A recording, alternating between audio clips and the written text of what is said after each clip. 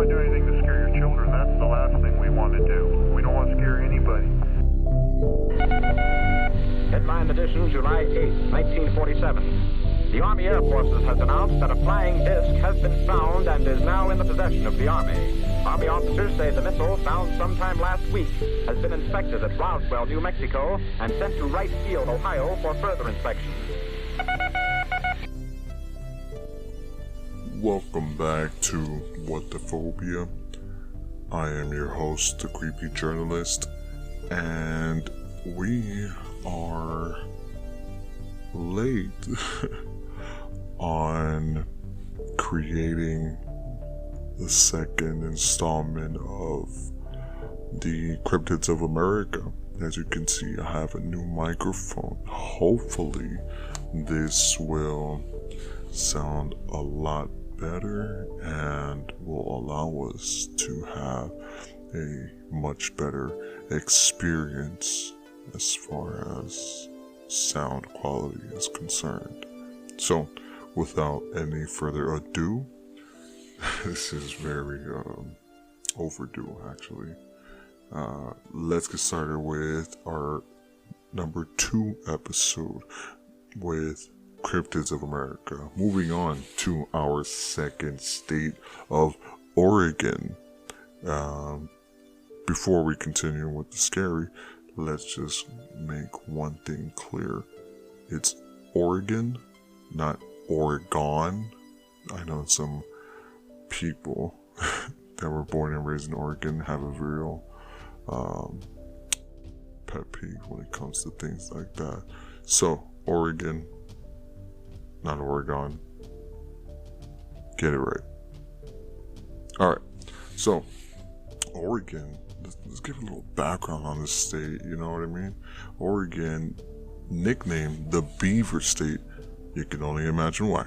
They got beavers. Alright, their motto, Alice Volat Propris. Propris. In English, that translates to, she flies with her own wings. Kind of an odd motto since they are nicknamed the Beaver State, but we're not going to get too deep into that. Currently, the population of Oregon is 4.2 million. Not a lot of people, to be honest. I feel like there's more people in Los Angeles than there are in the entire state of Oregon.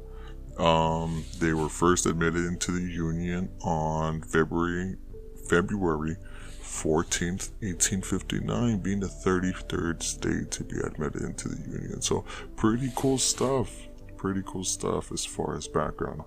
Let's talk about our number 2 cryptid. Now, Oregon, from what I've been researching, has been known for a lot of crazy things.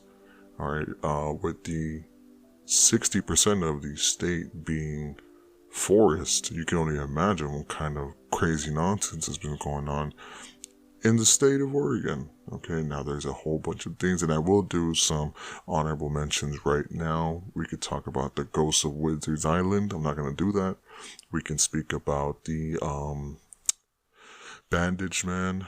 He's a pretty cool dude. Kind of crazy, but I don't think he is going to make the cut.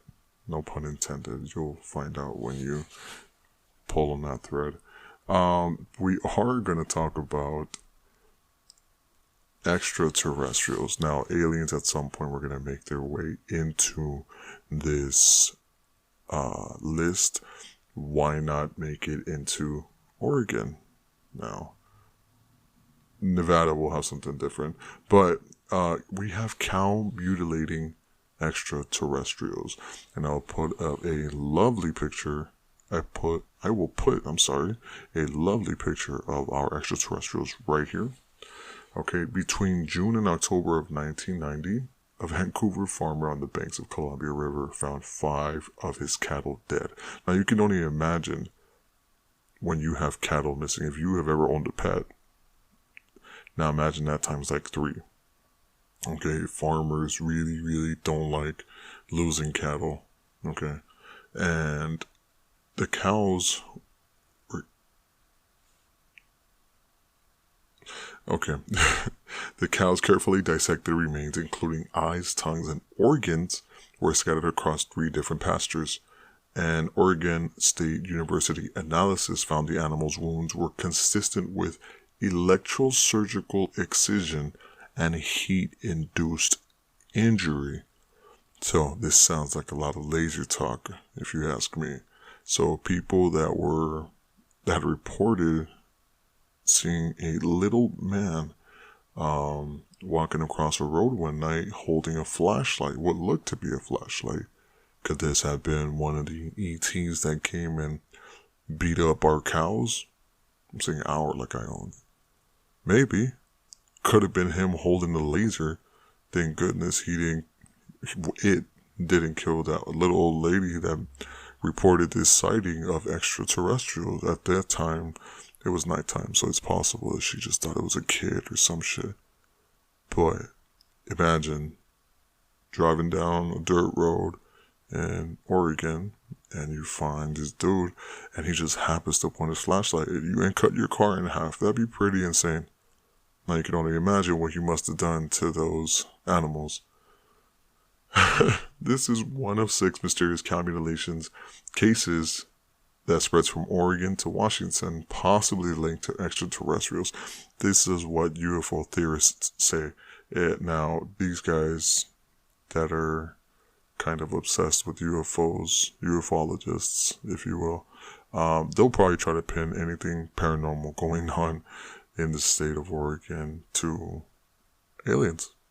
Simple. I mean, heat-induced injuries, come on. That's crazy.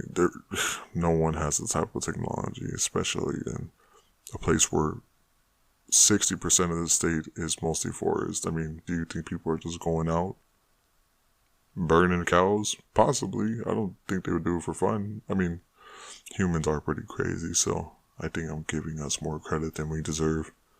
Alright?